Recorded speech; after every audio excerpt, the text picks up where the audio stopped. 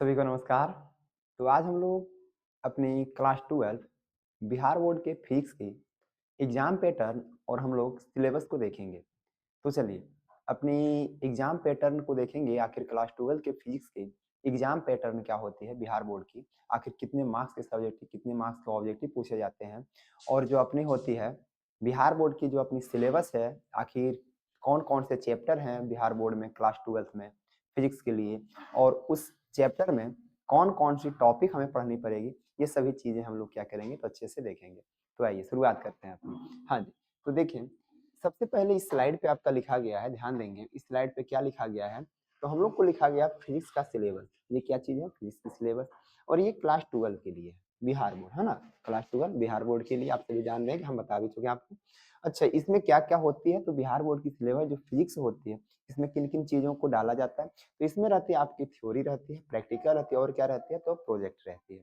तो चलिए इसको थोड़ी अच्छी तरीके से हम लोग फिजिक्स को समझते हैं पहले, है ना।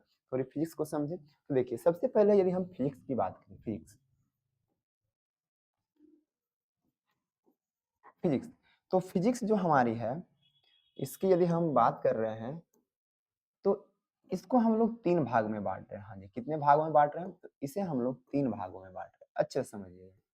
सबसे पहले वाले भाग को क्या कह रहे हैं? तो हम लोग सबसे पहले वाले भाग को क्या कह रहे हैं? तो सबसे पहले वाले भाग को हम लोग कह रहे हैं प्रैक्टिकल। प्रैक्टिकल।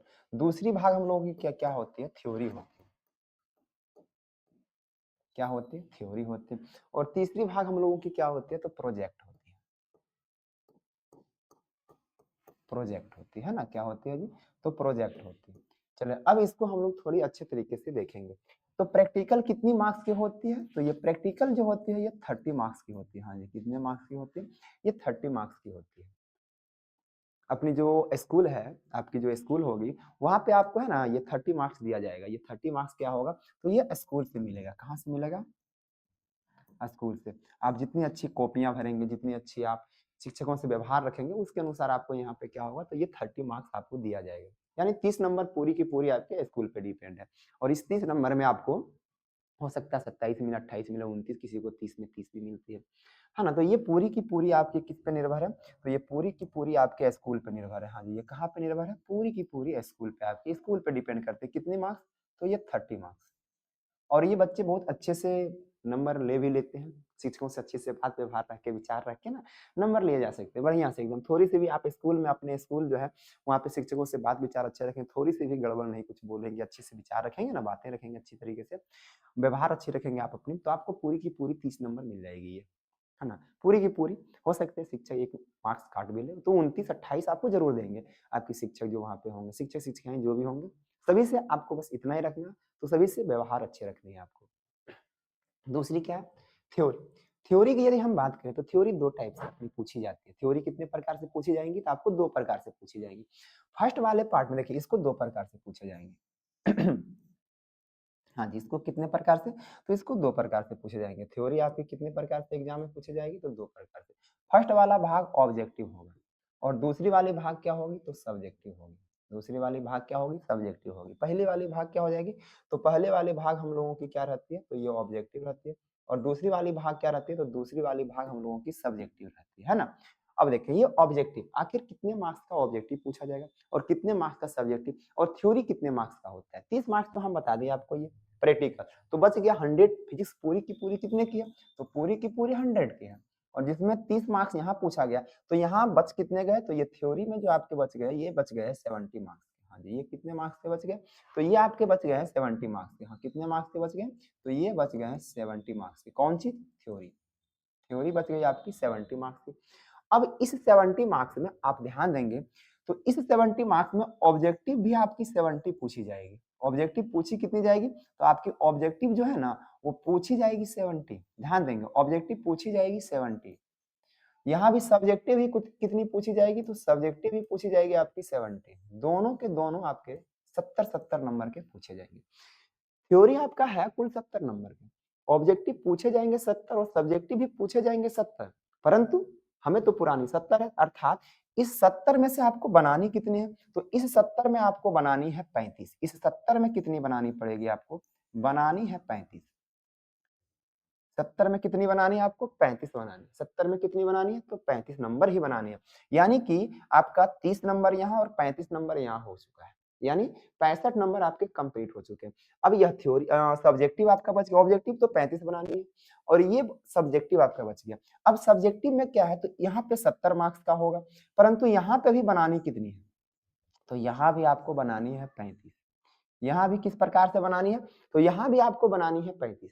अब इसमें जो 35 नंबर होंगे, यहाँ तो 35 आपके ऑब्जेक्टिव रहेंगे, एक मार्क्स के रहेंगे। 70 ऑब्जेक्टिव पूछे जाएंगे, आपको 35 बनानी है, 35 नंबर आप अच्छे से उठा लेंगे, यानी 50%। कितना परसेंट बनाना होता है हम लोग को? तो ये बनाना होता है हम लोगों को 50% बनाना होता है। हाँ जी, कितना बनाना होता है? तो ये हम लोगों को बनाना होता है 50%। कितना परसेंट? तो ये 50% बनाना होता है। यहाँ भी 70 का, तो 50% बनाना होता है, 50% बनाना होता है, यानी आधा बनाना होता है। परंतु यहाँ पे तो एक-एक नंबर के थे तो कोई दिक्कत नहीं। यहाँ पे जो 35 नंबर है, इसको 2 भागों में बाँटा जाता है। इसको 2 भागों में बाँटा जाता है। एक बाँटा जाएगा आपका, एक बाँटा जाएगा 5 मार्क्स वाले क्वेश्चन। कितने मार्क्स? तो 5 मार्क्स। एक 5 मार्क्स में और एक 2 मार्क्स में। एक आपके 2 मार्क्स के रहेंगे और एक आपके कितने मार्क्स के रहेंगे? तो एक आपके 5 मार्क्स। 2 भागों में बाँट दिया जाएगा। इस 35 नंबर को 2 भागों में। 2 मार्क्स के यदि आपकी बात करें तो कुल क्वेश्चन कितने पूछे जाते हैं? तो 2 मार्क्स वाले 20 क्वेश्चन पूछे जाते हैं। हाँ जी, 2 मार्क्स वाले कितने क्वेश्चन पूछे जाएंगे? तो क्वेश्चन पूछे जाएंगे 20। क्वेश्चन कितने पूछे जाएंगे? 20। लेकिन बनानी कितनी है? तो बनानी आपको 10 है। बनानी कितनी है? तो बनाना जो आपको है ना यहाँ पे, तो इसमें जो कुल जो क्वेश्चन बनाना है आपको, वो बनाना है 10 क्वेश्चन। कितने क्वेश्चन? 10 क्वेश्चन। कितने क्वेश्चन बनाना है? देखिए 35 में 2 भाग में, 2 मार्क्स वाले और 5 मार्क्स वाले। 2 मार्क्स वाले पूछे जाएंगे 20, परंतु बनाना आपको है 10। बनाना कितना है? 10। यहाँ पे 5 मार्क्स वाले पूछे जाएंगे कितने? तो पूछे जाएंगे आपको 6। 6 पूछे जाएंगे, परंतु बनाना कितना है? तो बनाना आपको 3 है। हाँ जी, बनाना कितना है? 3 है। अच्छे से ध्यान दें, कितना क्वेश्चंस बनाना है? 3 क्वेश्चन बनाना है। आइए टोटल नंबर जो होते हैं, देखिए सबसे पहले तो 30 नंबर आपका प्रैक्टिकल हो गया। 30 नंबर क्या हो गया? प्रैक्टिकल हो गया। उसके बाद 35 नंबर ऑब्जेक्टिव हो गई। 35 नंबर क्या हो गई? तो ऑब्जेक्टिव हो गई। फिर 35 आपके रहेंगे सब्जेक्टिव, परंतु 35 में कितने पूछे जाएंगे? 20, 2 नंबर वाले। 20 में आपका कितना नंबर कितना बनाना होता है? तो 20 में आपका 10 बनाना होता है। यानी कि 10 2 मार्क्स के, तो यानी 10 दुनाई कितना नंबर का ये हो जाएगा?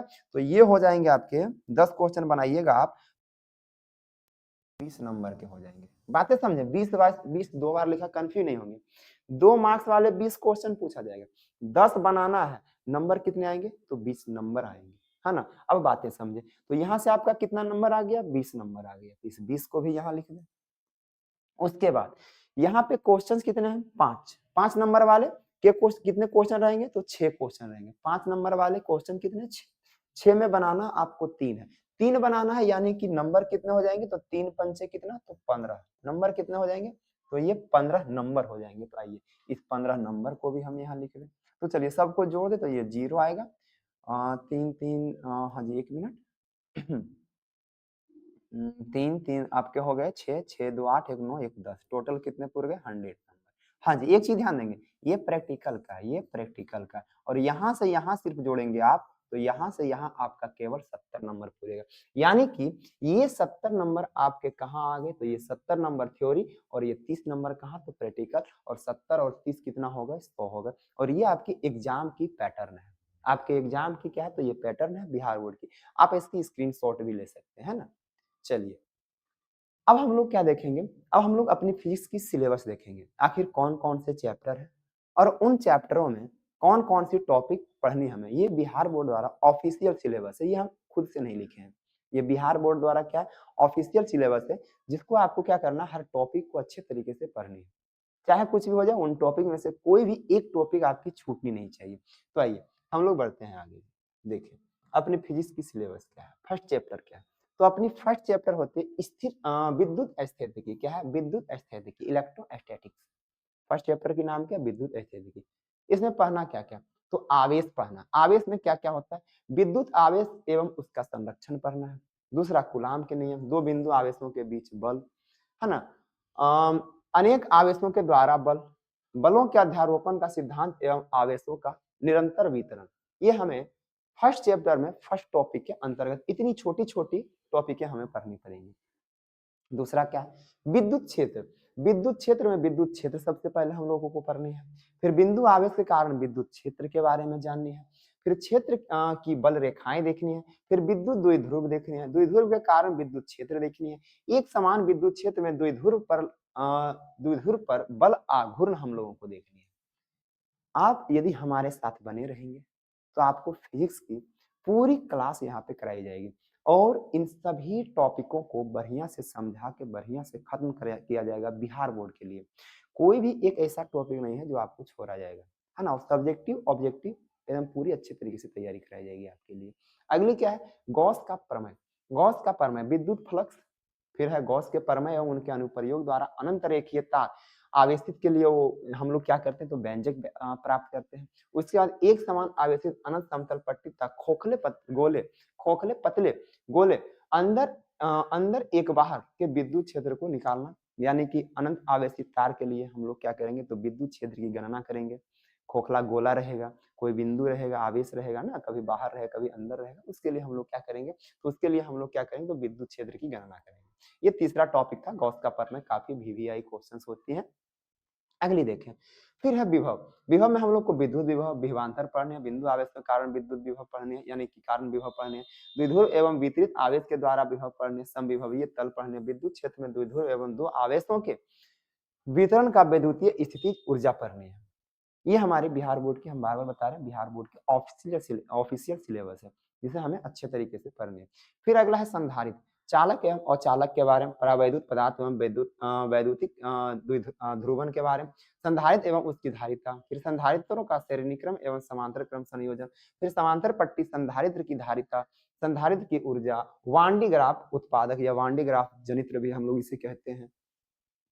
तो ये यानी कि हम लोगों की फर्स्ट चैप्टर में 1 2 3 4 5 टॉपिक पढ़नी है और इन 5 टॉपिकों के अंदर छोटी-छोटी पॉइंटें आती हैं। उन सभी पॉइंटों को हम लोग को, ये छोटी-छोटी टॉपिक जो होती हैं, इन बड़े टॉपिकों के अंदर छोटी-छोटी टॉपिक है, इन सभी को अच्छे से पढ़नी है। अब हम लोग अगले चैप्टर में चलते हैं। हाँ जी, 1 मिनट। आपकी अगली चैप्टर है धारा विद्युत, करंट इलेक्ट्रिसिटी। तो चलिए धारा विद्युत को हम लोग देखते हैं। इसमें क्या-क्या पढ़नी है? तो हम लोग को विद्युत धारा पढ़नी है, धात्विक चालक में विद्युत आवेश का संचरण पढ़ना है, संवहन वेग पढ़ना है एवं गतिशीलता तथा इनके विद्युत धारा में धारा से संबंध होगा। हाँ जी, से संबंध देखनी हम लोगों को। फिर है अगला ओम का नियम है, विद्युत प्रतिरोध, फिर विभवांतर, फिर धारा के विशिष्ट रेखा चित्र, रेखीय एवं अरेखीय, इन सभी चीजों को देखनी है। फिर अपना है विद्युत ऊर्जा एवं शक्ति, विद्युत प्रतिरोधकता एवं चालकता के बारे में जाननी है।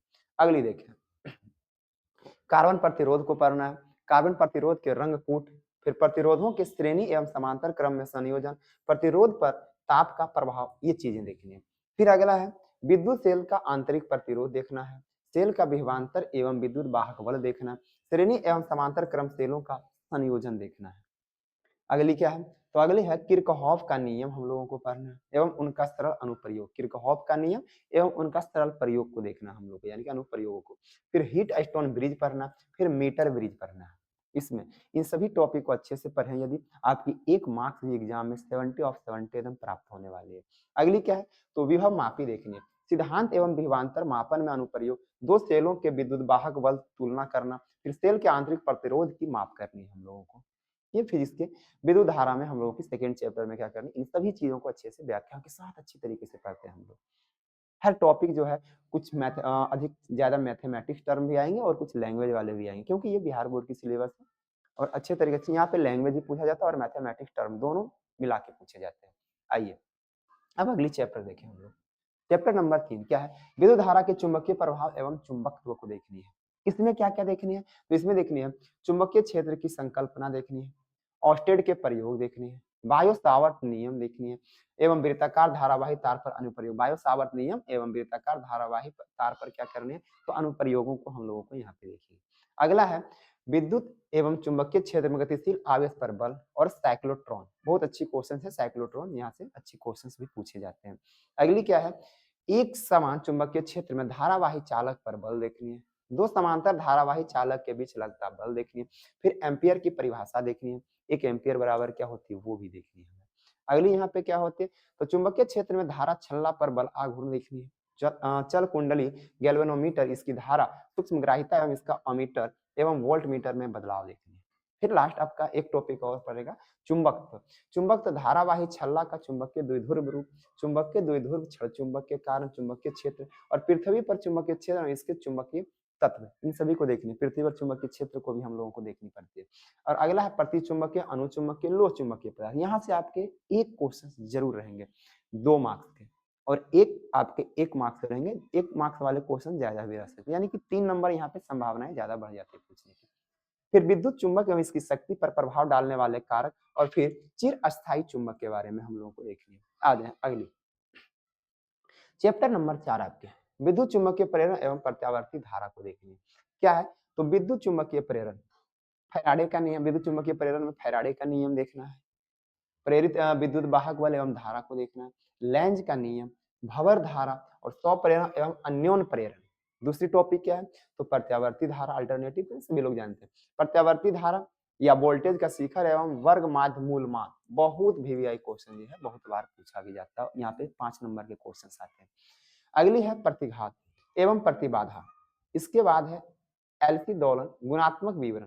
एलसीआर श्रेणीक्रम परिपथ बहुत बार पूछा गया है, ये क्वेश्चन बहुत बार रिपीट होती है। फिर अनुनाद रेजोनेंस के बारे में हम लोगों को देखनी है। अगला क्या है, प्रत्यावर्ती धारा परिपथ में शक्ति, वाट रहित धारा के बारे में जाननी है।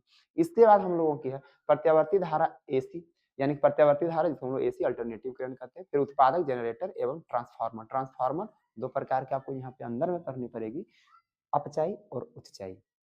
उच्चाई और अपचाई ना, दोनों ट्रांसफार्मर को हम लोग अच्छे तरीके से पढ़नी पड़ेगी। और यहाँ पे 2 मार्क्स के क्वेश्चन धड़ल्ले से पहुंचते हैं, एकदम हम लोगों के झोली में आके गिरती है ना 2 मार्क्स की क्वेश्चन। आगे बढ़े हम लोग, तो ये चैप्टर नंबर 4 समाप्त हो गई फिजिक्स की। चैप्टर नंबर 5 विद्युत चुंबकीय तरंगें, इलेक्ट्रोमैग्नेटिक वेव्स, इलेक्ट्रोमैग्नेटिक वेव्स के बारे में। पहला इसमें है विस्थापन धारा की जरूरत। फिर विद्युतीय चुंबकीय तरंगों की विशेषता यानी कि गुणात्मक विवरण देखने, तरंगों की अनुप्रस्थ प्रकृति, विद्युत चुंबकीय वर्णपट यानी स्पेक्ट्रम, रेडियो तरंग हो गया, माइक्रो तरंग हो गया, अवरक्त हो गया, दृश्य हो गया, परावैंगनी हो गया, एक्स किरण हो गया, गामा किरणों के बारे में। एक यहाँ पे नहीं दिया, कॉस्मिक किरणें होती है। सिलेबस के अनुसार हमें कभी कभी क्या करते हैं, तो हम कॉस्मिक को भी पढ़ा देते हैं। आ जाइए, इनके इस्तेमाल के बारे में प्रारंभिक जानकारी, इन सभी के इस्तेमाल को पढ़नी है और प्रारंभिक जानकारियों को देखनी है। पूरी डीप नहीं पढ़नी, सिर्फ प्रारंभिक जानकारियां हमें क्या करनी है, तो प्राप्त करनी है। आगे आ जाए 6 नंबर चैप्टर देखें। 6 नंबर है ऑप्टिक्स, सबसे अधिक पूछे जाने वाली चैप्टर होती है ऑप्टिक्स। आ जाए इसमें क्या है, किरण प्रकाश की। ये ऑप्टिक्स 2 प्रकार की होती है, एक किरण प्रकाश की और एक होती है तरंग प्रकाश की। यहाँ पे एक किरण प्रकाश की होती है, एक तरंग प्रकाश की होती है। जब आपको प्रकाशिकी पढ़ाया जाएगा तो वहां इसको 2 भागों में बांट के पढ़ाया जाएगा, एक तरंग प्रकाश की और एक किरण प्रकाश की, में दोनों टाइप से आपको पढ़ाए जाएंगे। आ जाइए, तो किरण प्रकाश की, प्रकाश का परावर्तन देखना, गोलीय दर्पण देखना, दर्पण सूत्र देखना, प्रकाश का अपवर्तन देखना, पुनांतरिक परावर्तन देखना एवं इसके अनुप्रयोग। फिर है लेंस देखना, पतले लेंस का सूत्र देखना, लेंस मेकर्स सूत्र देखना, आवर्धन देखना, लेंस की शक्ति देखना, पतले लेंसों का संपर्क संयोजन देखना। यदि इन टॉपिकों को आप अच्छे से ध्यान, सब छोटी छोटी टॉपिक, कुछ यहाँ पे आपकी बड़ी टॉपिक भी है, जैसे कि आपको यहाँ पे देखना पड़ेगा लेंस मेकर्स सूत्र देखना, थोड़ी लंबी टॉपिक है, यानी कि टॉपिक नहीं लंबी, इसमें मैथमेटिक्स कैलकुलेशन आती है जो कि आपको अच्छे से पढ़नी भी है। अगला है प्रिज्म द्वारा प्रकाश का अपवर्तन एवं विक्षेपण देखना, यानी वर्ण विक्षेपण। उसके बाद क्या है, प्रकाश का प्रकीर्णन देखना, आकाश का नीला रंग, सूर्योदय सूर्यास्त का लाल होना, ये सभी प्रकाश के प्रकीर्णन की घटनाएं होती है और इसमें सभी को हमको पढ़ना पड़ेगा। फिर प्रकाशिक यंत्र, मानव नेत्र जिसको हम लोग कहते हैं, है ना, कहा गया मानव नेत्र पढ़ना है, बिंब का बनना यानी कि प्रतिबिंब का बनना, ये देखनी है। फिर नेत्र दोष देखना, निकट देखना है, दूर देखना, जरा दृष्टि दोष देखना, और फिर अवंदुकता। 4 प्रकार के दोष है, निकट, दूर, जरा दूर दृष्टि दोष, यानी कि जरा दृष्टि दोष, और लास्ट में क्या अवंदुकता। ये 4 प्रकार की दोष हम लोगों को पढ़नी पड़ेगी नेत्र में, एवं निवारण देखना। फिर सूक्ष्मदर्शी एवं खगोलीय दूरबीन के बारे में हम लोगों को जानना। अगला है तरंग प्रकाश की। तरंग प्रकाश से क्या, तो तरंगार एवं हाइगेन का सिद्धांत देखना है, परावर्तन एवं अपवर्तन के नियमों को सिद्ध करना है। तो ये हम लोग की तरंग प्रकाश की में हम लोग प्रवेश कर चुके हैं, यानी कि प्रकाश की 2 भागों में, एक किरण प्रकाश की और एक तरंग प्रकाश की में देखनी पड़ेगी। फिर अगला है व्यक्तिकरण देखनी है, यंग का द्विध्रुवीय प्रयोग देखना, फ्रिंज की चौड़ाई देखनी है और एकल छिद्र के कारण विवर्तन देखनी है। उसके बाद हम लोग की क्या है, उसके बाद सूक्ष्मदर्शी एवं खगोलीय दूरबीन की विभेदन शक्ति देखनी है। फिर ध्रुवन यानी पोलराइजेशन, ब्रूस्टर नियम और पोलराइड को ये सभी चीजें प्रकाशिकी में हम लोगों को करनी पड़ेगी। और अच्छे से यदि आप पढ़ते हैं तो अकेले ही आपको 20 मार्क्स, लगभग 20 मार्क्स आपको अकेले दे देंगे। 20 मार्क्स अकेले आपको ये दे सकते हैं, इतनी क्षमता इनकी होती है, ठीक है ना। खैर अभी बिहार बोर्ड की सिलेबस जो है वो मान मर्यादाओं पे नहीं चल रही है, यानी मान मर्यादाओं की बात करें तो किससे कितना पूछा जा रहा है इसके अनुसार वो पूरी तरीके से अपनी जो है नियम का पालन नहीं कर रहे हैं ना। यानी कि हम लोगों को पढ़नी फुल सिलेबस है, आपके कहीं से भी थोड़ी ज्यादा कहीं कम पूछी जा सकती है। अगली देखिए अगली है 7 नंबर, द्रव एवं विकिरण की दोहरी प्रकृति। फोटो विद्युत प्रभाव यानी फोटो इलेक्ट्रिक इफेक्ट, हर्ट्ज एवं लेनार्ड का अवलोकन।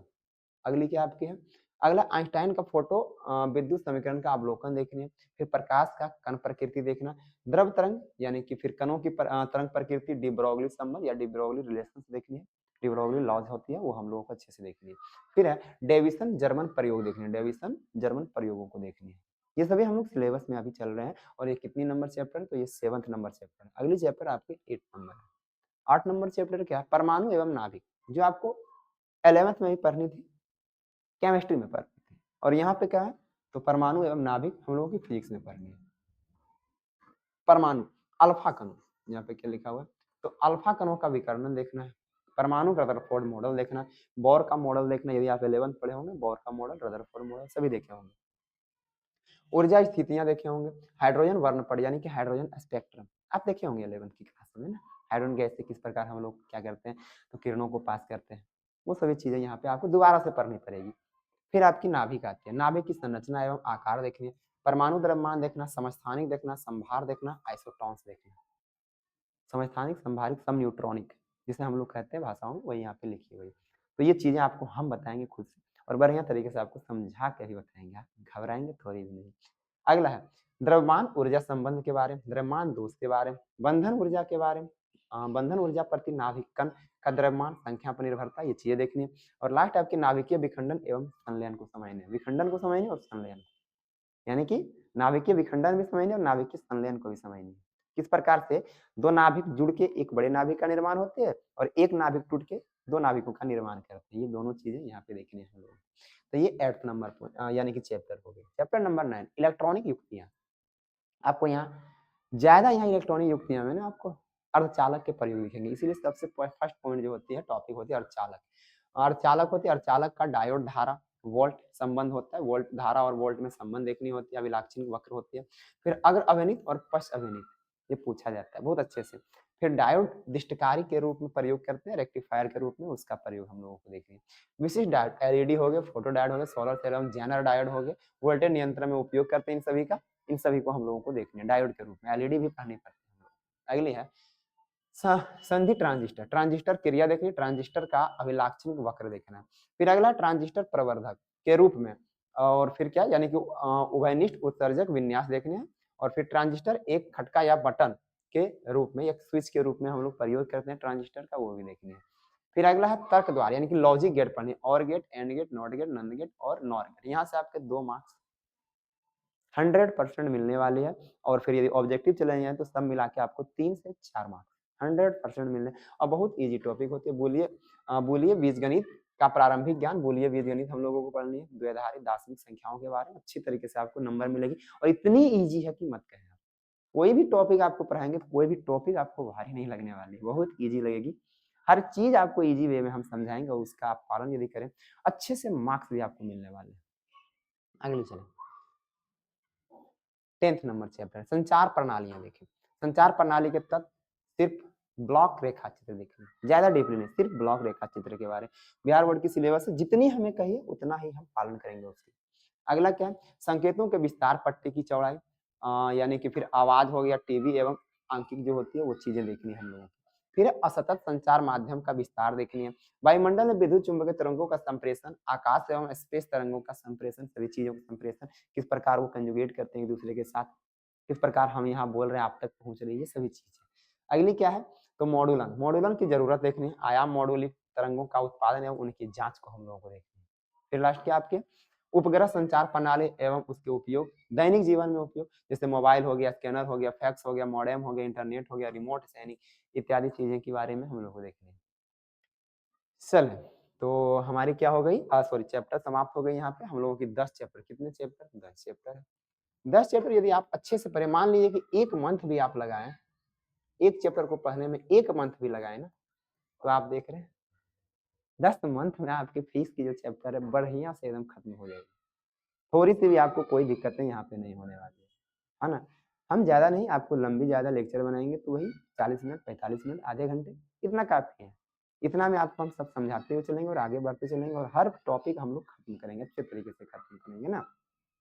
अब हम लोगों को क्या, तो हम लोग देखने वाले हैं तो प्रैक्टिकल यानी प्रायोगिकी देखने वाले। आप प्रायोगिकी को सेक्शन ये है हम लोग के, अच्छे से आप सभी चीज़ों को देख रहे हैं। प्रायोगिकी ये आपके स्कूल पे डिपेंड है, ये आपका स्कूल पे डिपेंड है। यदि आप ऑफलाइन में रहते हैं, यहाँ मेरे पास रहते हैं, तो हम इन सभी चीज़ों को आपको दिखाते हैं, आप करके देखते हैं, क्योंकि प्रायोगिकी शिक्षक बताते हैं और स्टूडेंट को करने की चीज़ें हैं, है ना। तो एक बार इन सभी टॉपिकों को आप देख लेंगे बढ़िया से। हाँ जी, उसके बाद ये है, इसको भी आप देख लेंगे, प्रायोगिक है ये। सेक्शन बी हम लोगों की है प्रैक्टिकल। उसके बाद अपनी प्रोजेक्ट। प्रोजेक्ट क्या होता है, तो प्रोजेक्ट आपके स्कूल के अनुसार प्रोजेक्ट होती है। ऐसा नहीं कि ये कोई प्रोजेक्ट जो है आप हमें सबमिट करेंगे, आप हमें सबमिट करेंगे। प्रोजेक्ट में क्या होता है, शिक्षक और स्टूडेंट दोनों किसी टॉपिक पे बढ़िया से उसकी चर्चा करते हैं और साइंटिफिक रीजन देखते हैं और नई खोजों को करते हैं।